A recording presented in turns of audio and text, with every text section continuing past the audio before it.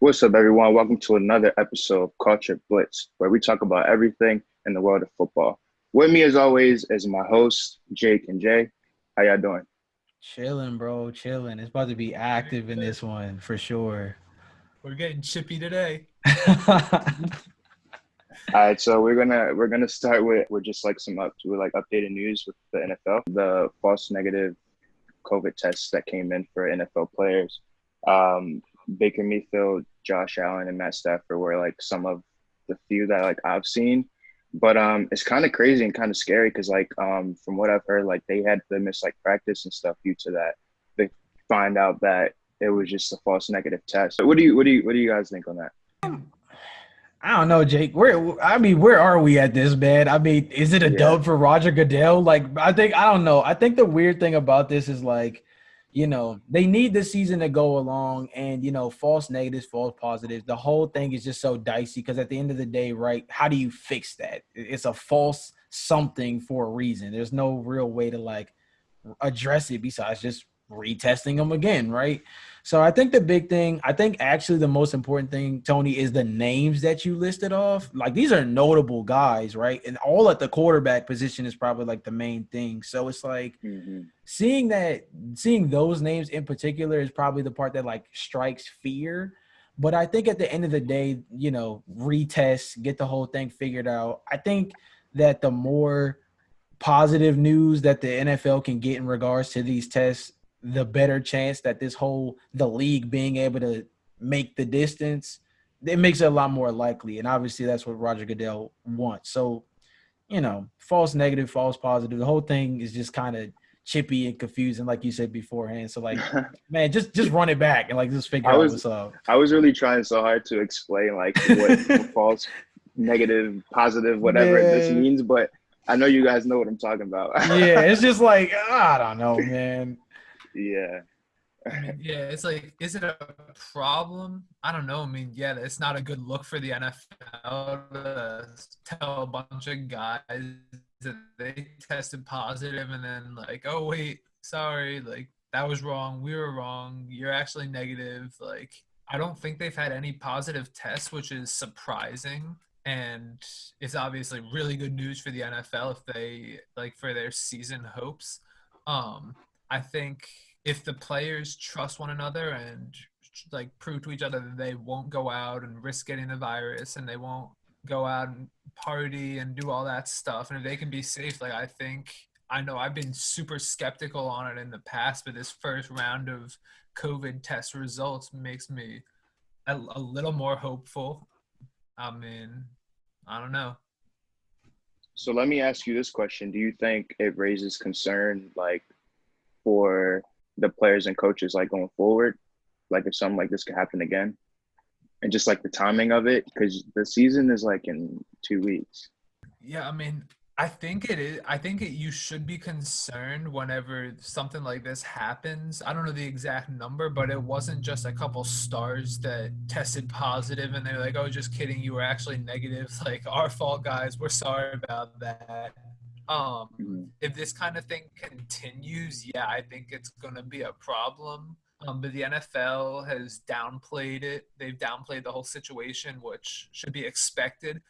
Whether they're actually being legit and saying that that is very rare that it happens again, or if they're just bluffing to keep their hopes alive, I don't know.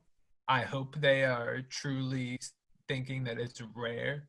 Um, but yeah, I mean, I think players should be concerned, but I mean, they're not. Yeah, I mean, I think there's a cause for concern. I think it's still feasible to have a season though.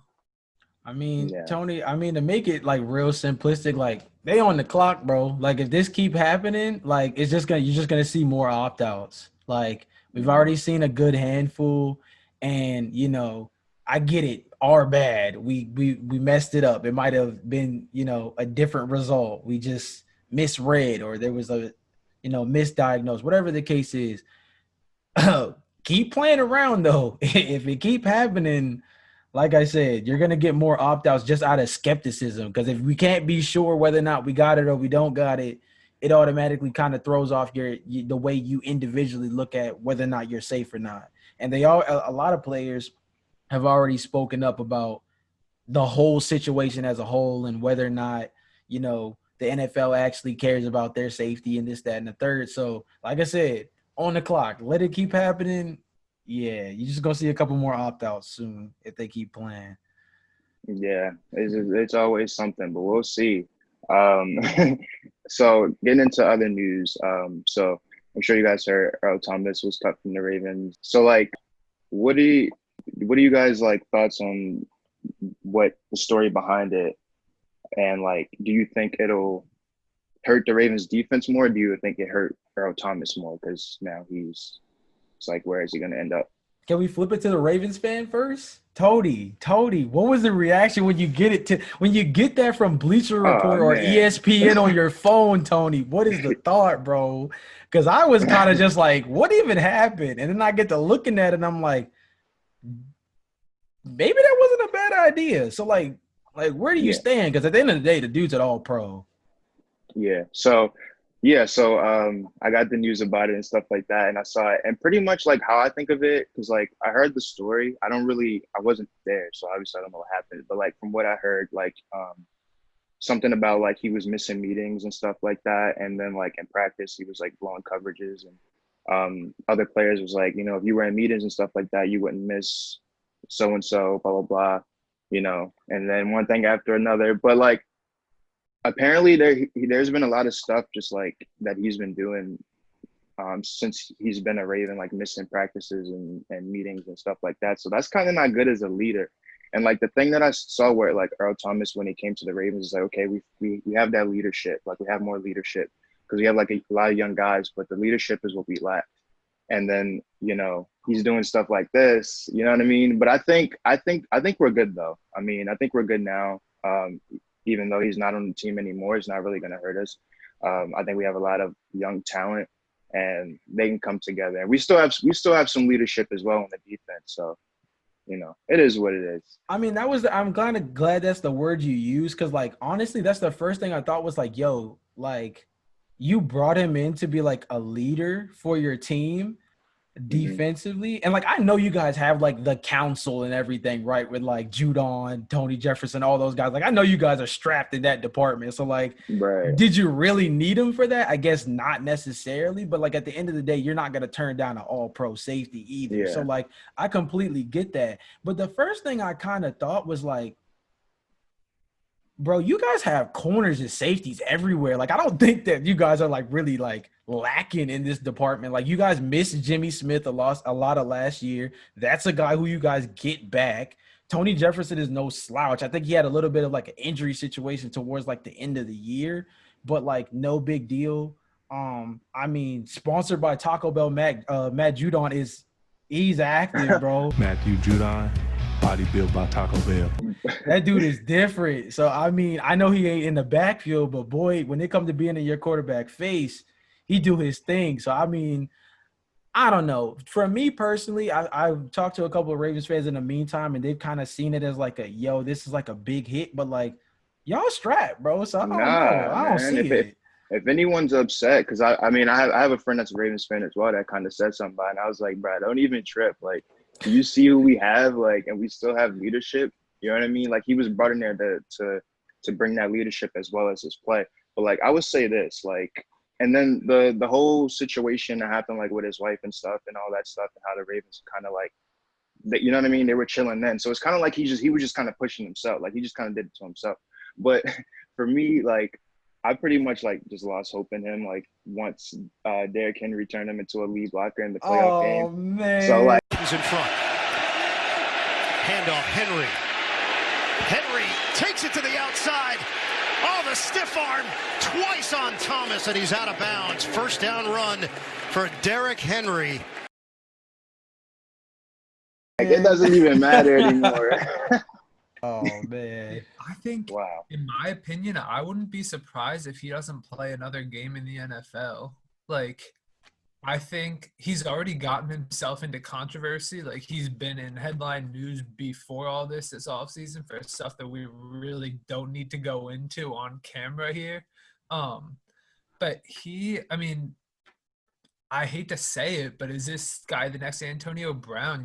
He's a complete star, and then he just gets himself into controversy. He gets into a fight with a teammate. With AB, it was with like the coaching staff. And I don't know, man. I mean, if I'm them, I'm pretty nervous. If I'm Earl Thomas, I'm nervous because the fact that Baltimore couldn't even trade him is a cause for concern, in my opinion. Like, what team wouldn't trade even a 5th-round draft pick for an all-pro safety?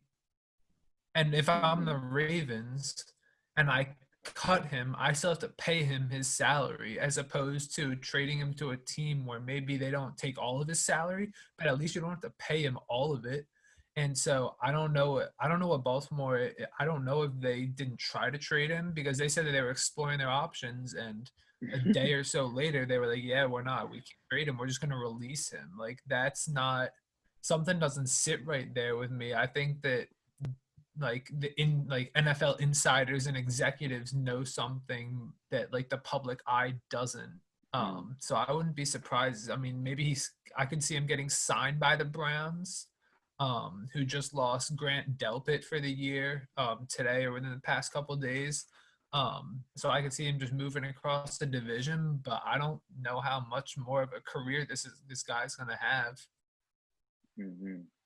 I don't want to see that boy with the Browns. I'm sorry. I don't want to see that boy over there. I'm good. Yeah, that might be something else.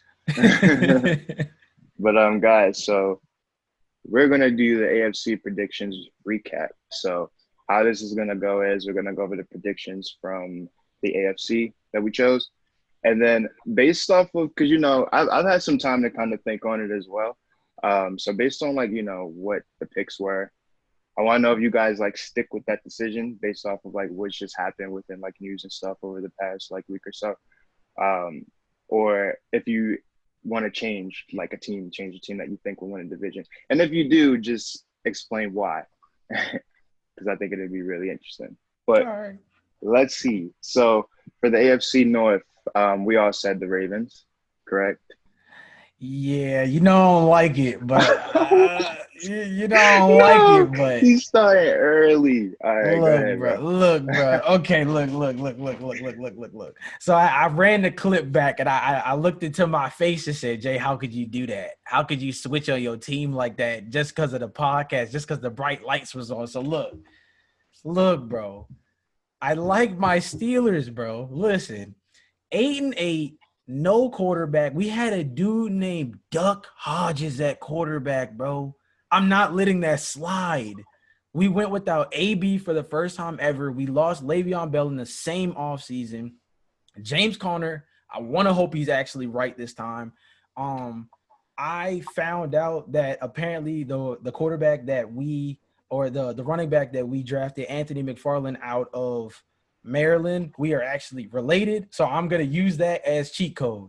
So I'm gonna just say that I think my boy could run for at least 500 yards this season. That's good for me. In terms of Ben, dude, look, and I said this last podcast, and I'm gonna stand by it in terms of what I understand when it comes to Ben. Right, you get one or the other. You either get injured Ben that you get for about 6 to 8 games, and the other 6 to 8 games or so, he tortures you about how he's going to come back, but we don't know if we're going to see him or if we're going to get the best version of him. Or we get the one that throws for 4,000 plus yards, gets the ball spread out around to every wide receiver that we have, which we do have a bevy of guys. The question is just who's going to step up to be 1, 2, 3. I feel like everybody feels like it's Juju. That's one. But we kind of need to work the kinks out a little bit, right? Because we haven't really seen Juju as a 1 with Ben also being the quarterback full time. With all that being said, I'm flipping, but I think we only win it by a game. I said that the Ravens win it by a game because I have a lot of confidence in my team, but I think that we can win it by a game. Yeah, bro. I'll just say this. Yeah, Baltimore lost Earl Thomas. That does not change a single. I know. Hey, man, that's my guy right there. The Ravens will blow away their division. Oh, there man. will be at least a 3-game lead between the Ravens Oh, that's and dirty. whoever is second in the division. Oh, that's dirty. No matter how much you talk of your relative, T.J. McFarland, he is not an argument that can be made for your Pittsburgh Steelers to beat the Baltimore Ravens. I am sorry. There is no way that he can be used as an argument to rush for 500 yards and somehow win by a game over the Ravens. That's just not happening. Look, Jake, we don't talk about the discrepancies in my point, right? I just had to stick by my team, okay? I felt like I gave up last time because the lights came on bright, but I gotta, I don't know. Look, I think that all of this will be determined because it happens every year. It's not new. I've been in this rivalry for way too long not to know. The way the first game goes will dictate everything. The way the first matchup between the Ravens and the Steelers goes will dictate the rest of the flow, because the second matchup tends to always be the drag out. That's the one that everybody's sitting on the edge of their seats waiting for what the heck is going to happen. Because the second game, based on how the first game goes, the second game is always the one that swings the division. I don't think we've had a single year where if it's close, that second game doesn't matter. Like that game always tends to matter almost as much as like week 16 or 17 when it comes to trying to lock up your seed. That game is pivotal. So I'm a hold thin, but after that first game, I'm gonna have to reevaluate after the first game. But we gotta see first, bro. Let's test the water first. Let's test the water. Yeah. And I mean, I don't really need to say anything, but thanks, Jake. Jake kind of spoke for me. I like that. Jay, I do like agree with your point, because like the Ravens and Steelers, like most of the games always come down to like 3 points or a touchdown anyway. It's crazy. I had heartbreak like 2 years ago, that Christmas game when you guys beat us. I was so hurt, man. But anyway, moving on.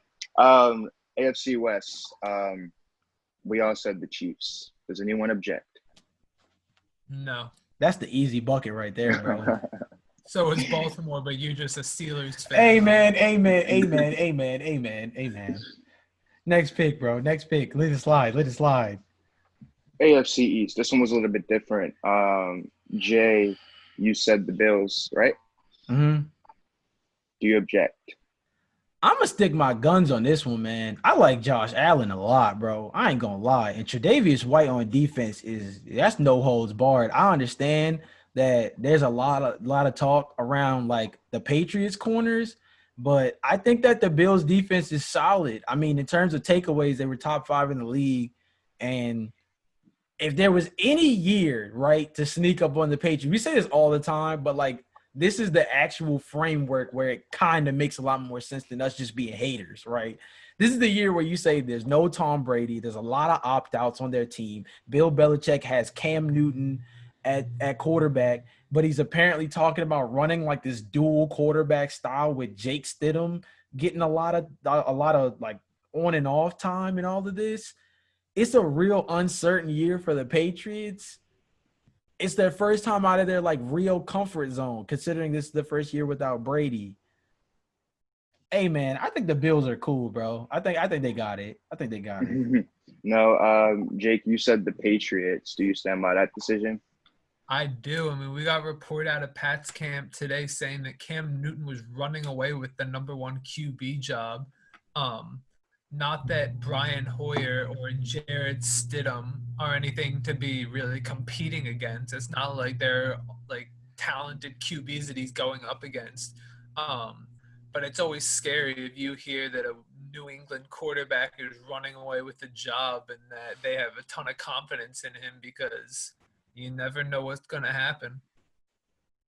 Yeah, man. So I said the Patriots too, but like it's really kind of hard if you think about it. But like I have to change my choice. I'm gonna have to go with the Bills. So I'm with you on this one, Jay. I had to like run that back, Turbo, because like I was like, man, they have a really good defense, and then like, you know, Josh Allen is like developing and stuff, and then they just got Stephon Diggs, and then they also have Josh Norman.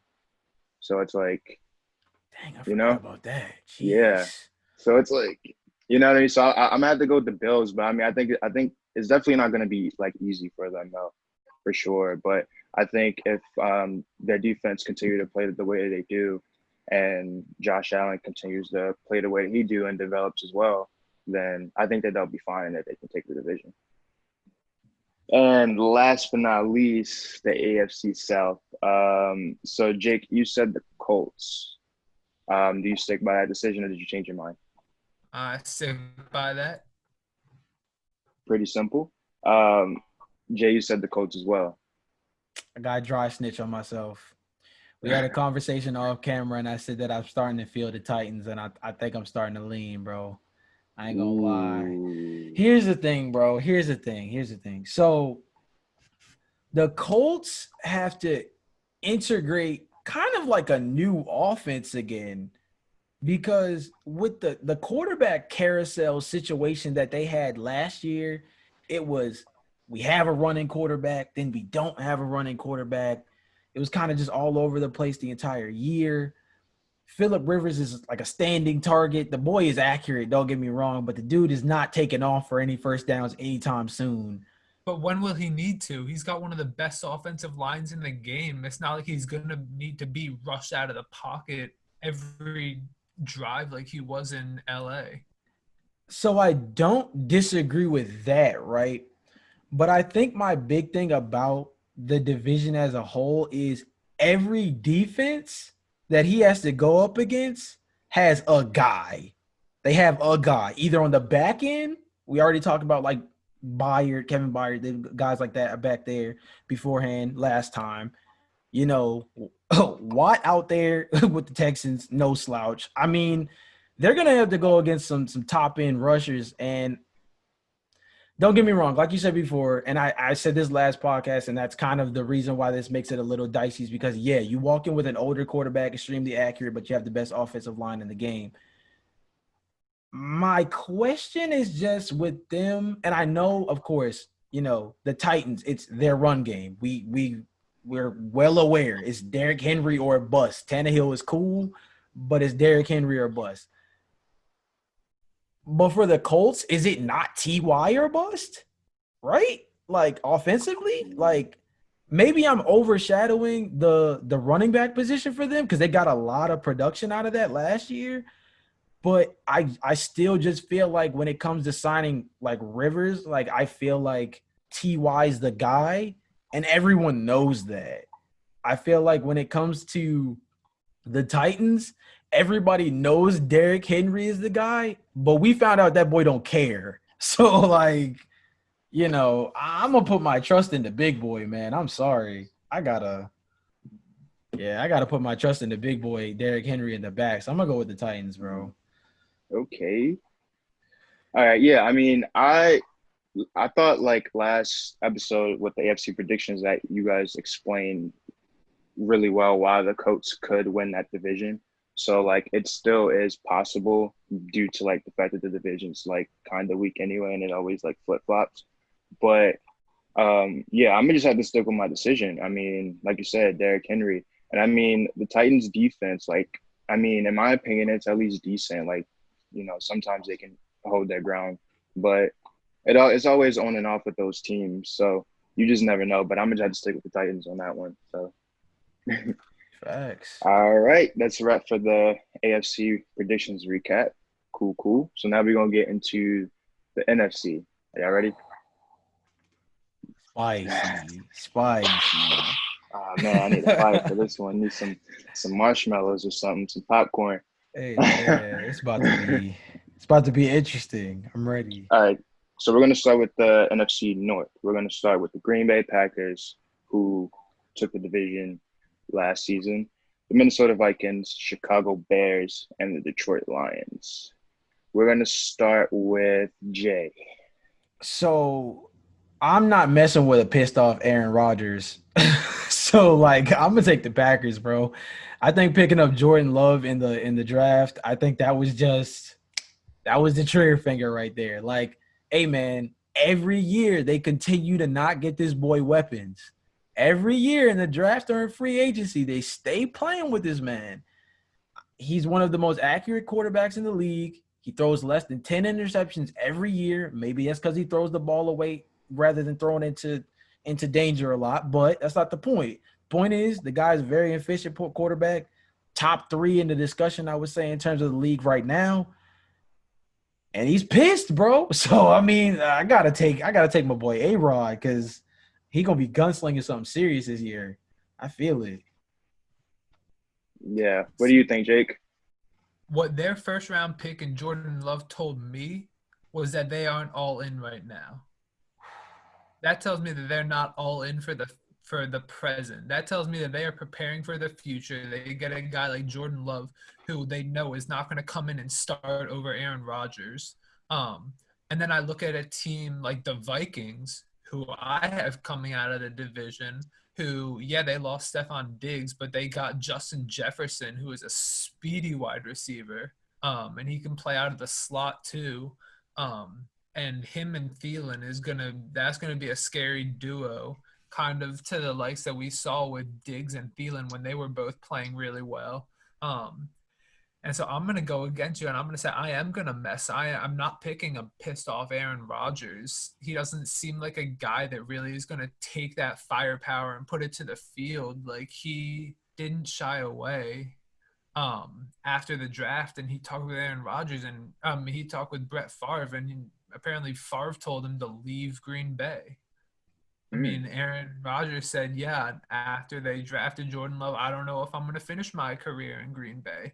So it just doesn't seem like they have a lot of guys there that are really invested on the core of that team right now. And it seems like they're more building towards the future. So that's why I got to go with Minnesota. You hit the reverse. All right. Yeah, I mean, I think you brought up a great point with the receivers that Minnesota has. I didn't really think about that. I was actually kind of worried about how they will do without Stephon Diggs. At the same time, though, like, I'm a firm believer in, like, Aaron Rodgers. He's one of my favorite quarterbacks. But, I mean, he doesn't really have, like, you know, like Jay said, like, weapons and stuff like that. But I don't know. He always finds a way to work. And I feel like he probably will, you know, bring some steam into his play for sure. That's just what I think. I think I'll keep it pretty simple on that. Yeah, it's A-Rod, bro. That's just a bet. This is a bet on it. It's not. I'm not saying he gonna take the dub, but I hate to bet. Right. We hate to bet against the Patriots. I don't like betting against A-Rod. All right, guys. NFC South. This one's good. I actually am curious to see what y'all think of who y'all think will win this division. Okay, so you got the New Orleans Saints, the Tampa Bay Buccaneers, the new improved Tampa Bay Buccaneers with Tom Brady. Right? And then you got Jay's Falcons and the Panthers. Let's start with Jay on this one. Lord, we fighting for 4th place and it ain't even close, boy. Oh my goodness. It don't look good for the Falcons. I'm gonna just be honest. But look, bro. The Buccaneers look like a goddamn my team, bro. They look like mutt squads, bro. This is ridiculous right here. Like, they look squatted up. So, look, I know the Saints, you know, I think the Saints window towards the championship is closing, man. They've had 2 really big heartbreaks. Drew Brees, he's got Michael Thomas, and there ain't no fighting that. He's got Alvin Kamara. Ain't no fighting that, but man, like I said, this Buck squad, boy, they souped up. And Tom Brady, he got weapons for real. So I'm going to give Tampa Bay this one. I don't think we ever said that in like 10 years or nothing like that. But look, I'm going to give them they do. I'm going to give them they do. They souped up for real this year. So I think they take it by maybe a game. Sheesh. Shout out to Jay's Falcons, though. I appreciate the love, I guess. All right, Jake, what's your pick, man? I gotta disagree with you again and go with the Saints. I think the Bucs are a team where you look at their skill positions and you say, oh, they have Brady, they have Chris Godwin, Mike Evans, and Gronk. But you look deeper, they don't have a lot of depth. Their defense isn't all that. And then you look at a team like the Saints. They got guys on both sides of the ball that can just feast, and they're proven winners. And this is something that's not talked about as much, but I'm interested to see how Brady adjusts to playing in Tampa Bay. He's never played down south. He went to University of Michigan, which is almost as far north, if not further north than New England. And I think the shift in climates, especially for a 40-year-old who is not as in shape as he was maybe 5-6 years ago, I think he's going to struggle a bit. And I still think he's going to be Tom Brady. I'm not saying he's not going to be a good quarterback, but I just see Drew Brees and Alvin Kamara and Michael Thomas and Marshawn Lattimore, and they got Malcolm Jenkins. Like, I just think the Saints they don't have as good of skill position players, but they are the more all-around team. And in a league where you have 22 positions just on offense and defense, I think it's crucial that you have better depth as opposed to more star power. Yeah, I mean, looking at this division, man, I mean, I'm going to have to go with Jake on this one and choose the Saints as well. Just because, I mean, just how the division is set up and how it's been the past few years, and just like thinking like who's the better team. But like it's like all these each team have like all these like big stars. It's crazy. But like for me, like the most well put together team would have to be the Saints. But like it kind of sucks how they always end up like getting cut short. Like it's always like Super Bowl or bust for them. So I don't really know how far they'll go in the season, but I do think that they can easily take the division with, you know, just the roster that they have. And, you know, I don't know. I mean, the Saints and Bucks play week 1, so I'm kind of interested to see how that goes too. But I'm gonna have to stick with the Saints on that one. I think it's pretty evident. Yes, sir. Yes, sir. All right, so the NFC West, we got the 49ers, the Seahawks, the Los Angeles Rams, and the Cardinals. Jake, I want you to start on this one. What you got? I mean, this is a dogfight, man. I mean, I don't think the Rams are as much in it, but you look at Arizona adding a guy like DeAndre Hopkins to pair with one of the better young quarterbacks in the game in Kyler Murray. And then you look at the Seahawks, who are just by default with Russell Wilson as their QB, are going to be in the playoffs pretty much every year. And then you have the 49ers, who went from the second to worst team 2 years ago to playing in the Super Bowl last year. They haven't gotten much worse. They're in the mix for Earl Thomas too. But in the end, I think San Fran comes out again on top of this division. I guess this is my first time to go the disagree route, because honestly, I think it's the Seahawks, and I think it's just because how much longer can you protect Jimmy G, bro? I mean, throughout that playoff run, getting away with murder, throwing less than 20 passes per game. Come on now, man. With a dogfight type division like that, you're not gonna get away you're not gonna get away that easy. That, you know, throwing your quarterback, you know, under the wings of everybody else and being protected by the run game, the West Coast offense getting the ball out fast. His defense is monstrous with first-round picks all over the place. I mean, the Seahawks, to me, man, I feel like I feel like they rose above expectation last year with everything that they were facing as it was, and I feel like they kind of just take another step on that. Like I said, the big question is Jimmy G. They got away with murder for a long time. I wouldn't say he necessarily got exposed came Super Bowl time, but hey, man, when it comes hit the grind and you got to put up some points, I don't know if they could put the ball in his hand on a consistent basis to bring them all the way home. I can trust Russell Wilson in that regard. Yeah, I mean, me and Jake was vibing with the picks, but I'm gonna have to go with Jay on this one, and I'm gonna have to choose the Seahawks too, because I mean, like you said, just pretty much what you said about Jimmy G, and then at the same time, Russell Wilson gets scarier every single season, and it's crazy. It's like, how can you like not like this man? And just like, it's just crazy. And at the same time, like his line isn't that great, and he still finds a way to, you know, extend and make plays. And always, like, the thing about the Seahawks, like they always are there when it's playoff time. Like their record might not be too high, like, you know, during the beginning of the season, and then they just pick it up when they need to, and they're always where they end up being. So like I'm gonna have to go with the Seahawks. Scary down the stretch, Yeah. bro. It'll come down to like Yeah. week 15. All right, guys, and last but not least, definitely not least, the NFC East. So we have the Washington football team. Okay. Sorry, my bad. The New York Giants, Dallas Cowboys, and the Philadelphia Eagles. Yo, my man's where Jake at? Yo, Jake, take it away, bro. If Philadelphia can stay healthy, this man right here, Carson Wentz. If he is healthy, he is putting up numbers no matter who his wide receiver core is. You could give him a bunch of D3 guys out of college, and he would put up numbers with them. He practically did that with the practice squad for over half of the season, and they still won the division over a healthy Dallas Cowboys squad.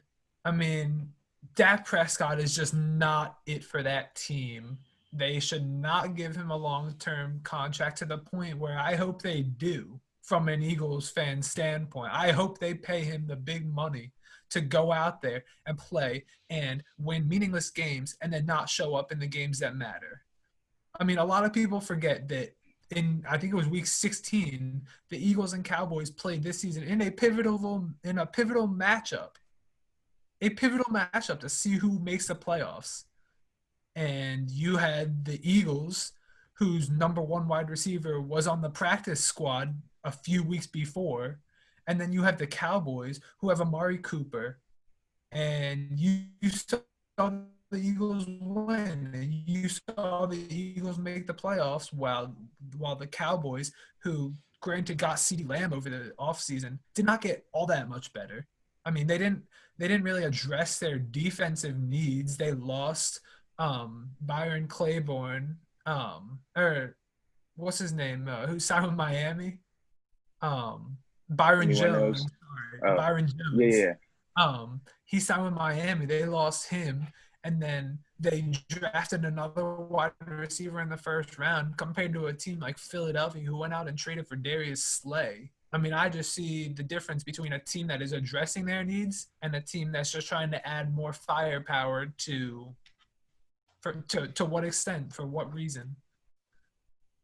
Hey, man. You good, Jake, yo. You good, man. You good. You good for the day, man. You take the night off. You good. Good pick. I mean, honestly, I can't really like argue with like really what you're saying. You're bringing up a lot of great points, because it was really fun. Like, I'm not even a Cowboys fan, but just watching like you said, the star players that they had on their team like last season, it was really frustrating to see like how they really weren't playing good when it mattered, when you have all this star power, you know what I mean? So it's kind of, so then like you add in this new coach, and then that's probably, you know what I mean, that's probably going to take like a season or two for that to click. And you don't really know what's going to happen there. And like you said, they really didn't do anything with their defense. And then, I mean, like you said, with the Eagles, like they're a very injury prone team, but when they're healthy, and even when with, like you said, like practice squad players and stuff like that, they still somehow get it done. And I don't even know how. So like that division is always like, you know, super shaky with me. So I think it'll definitely probably be flip flopping all season, if there is a full season like it usually does. But then I think that the Eagles will come out on top with a healthy Carson Wentz. Jay, what do you gotta say, man? You look like you're scheming over there. Are y'all done?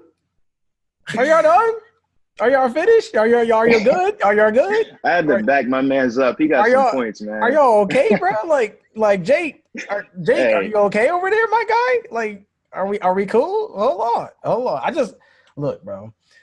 I like every point that you made, because of the fact that the biggest thing when it comes to the Eagles, right, is the fact that it seems like they play up to the moment. That's probably the biggest thing that we could take away from this team, whether it's, you know, Nick Foles, Carson Wentz. I understand the whole discrepancy between that. Eagles fans, they give Nick Foles his dub for what it was, but at the end of the day, you guys decided to move forward with Carson Wentz, and I respect that for what it is.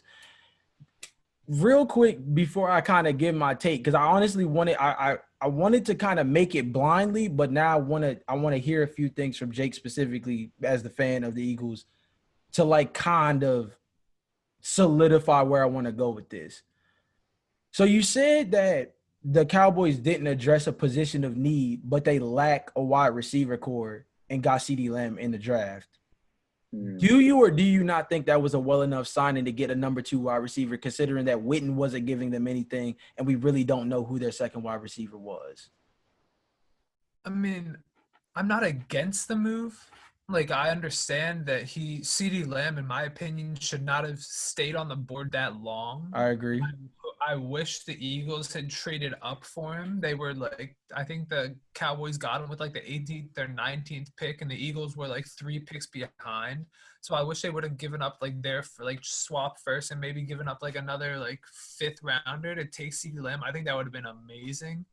But just from the Cowboys standpoint, I think there's so many other areas on their defense that they could have used to get younger and upgrade. I mean, Sean Lee is in his 30s right now, and he's kind of like the captain of their defense when he's healthy.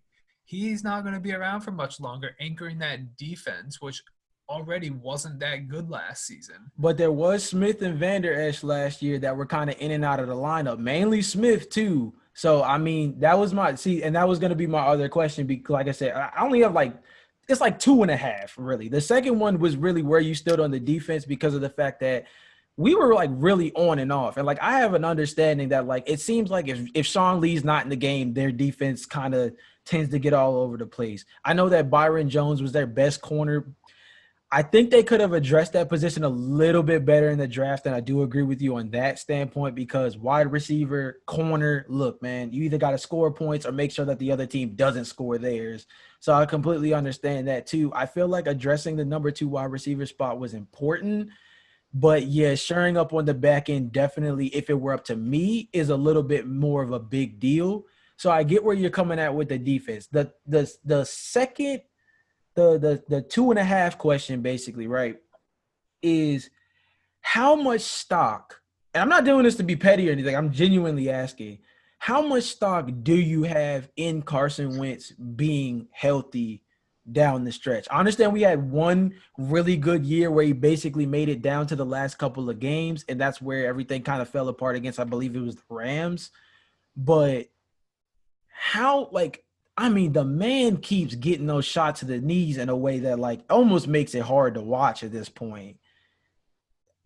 I mean, how much stock do you have in that? Because I think that has a lot to do with it. And don't get me wrong, picking up Jalen Hurts was probably a pretty big signing low key if you look at it in the grand scheme of things. But yeah, man, where do you stand on Carson Wentz in terms of his health, like in general? Because I don't know, bro. I'm not seeing it. All right, so one last point, because I didn't even mention this, back to the wide receiver thing. This was such a wide receiver heavy draft that CeeDee Lamb is good enough with with a training camp and maybe a couple games, he can develop into a number 1 wide receiver. Dallas isn't going to use him for that because Amari Cooper is the guy, especially after they re-signed him. They could have gotten a still decent option in the 2nd round or even in the 3rd round, and they chose to take a wide receiver and sacrifice all the good defensive players that got picked early. So that's just another thing to think about. But then back to your thing about Carson Wentz. I mean, I know he gets tagged as injury prone, but it's like he has defined injuries. When I think of injury prone, I think of like, oh, he can't stay on the field, like he has ankle soreness, or like his throwing arm is like sore and like he needs to ice it up for a while, stuff like that. But he has defined injuries. Like he had a concussion. By league rules, you cannot, like if you get tested for a concussion and you are found that you have a concussion, you can't go back into the game. So like to label him as injury prone after that, it's just an unfair thing for people to use that as an injury-prone excuse. And then I don't know if you remember this, but I remember watching the Eagles versus Rams game.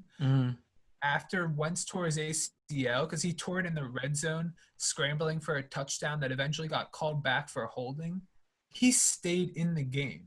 Mm. Like he didn't he didn't walk off or he didn't limp off the field right after it happened. He stayed in the game and he helped them score a touchdown before leaving. And then it was determined that he had torn his ACL. So yeah, he's gotten injured a decent amount in his time in the league. And yeah, that's something to be worried about for Eagles fans, but it's not something like, yeah, I know that every injury you don't fully recover from, and I know you're going to be at a higher risk than someone who's not injured, but like this is the NFL. Every guy has a nagging injury. And if Carson Wentz can stay healthy, relatively healthy, because like I said before, he's played through injuries, and yeah, his production has gone down, but he's still one of the better young quarterbacks in the league, in my biased opinion. So I don't think, yeah, I get why people think he's injury prone, but I think when you look further and you look at his actions, it's like, I don't know, man. I think people are kind of blowing it out of proportion. So with all that in the grand scheme of things, right, the way I'm pretty much going to take it is I'm going to lean Eagles. I was going to try to be a hater, but honestly, I wanted to hear you say something specific, and that was Wentz rising to the occasion was the most important thing. And I'm glad that you brought up the Rams game specifically, because that was what I was going to do as it was. I feel like the difference between Dak and Carson Wentz is going to be the fact that Carson Wentz can be transcended when the time comes. I feel like the issue with Dak is still that we're waiting for that next gear to click in, and he's playing for a contract now. I think that's going to have a lot to do with how he plays this year. Carson Wentz is a paid man with a fool's gold going around, running around with a team that we don't know where their wide receiver production is really going to come from just yet. They have a back end defensively that can definitely keep them afloat. And at the end of the day, in a sling and in a shootout, I'm taking Carson Wentz over Dak Prescott, and I agree with that too. As much as I fought for my boy Dak, it's mainly because I want to see my man get paid. But at the end of the day, man, if we're talking about winning the division, I feel like Carson Wentz is the one that's going to be able to get that one extra game, kind of like how it was last year against Dallas. That one game that matters the most will be the one that he ends up touching up. I lean with the Eagles. I roll with you. All right, good stuff, guys. Yeah, I like Jake. I like your explanation, bro. Like Eagles fans are really ride or die. My man stood up for that, and he brought up a lot of good points. And I like how you were like Jay, how you were like challenging him to kind of like bring up some interesting points. So it was all good stuff. All right, so that was it for today's episode. Thank you guys for joining me. Question of the day would be: what are your thoughts on the false negative, positive? Who knows? COVID-19 test. And do you think it'll happen again, or will it remain under control? Make sure you like, comment, and subscribe. I'm Tony, Jake, Jay. This is Culture Blitz. Peace out. Peace.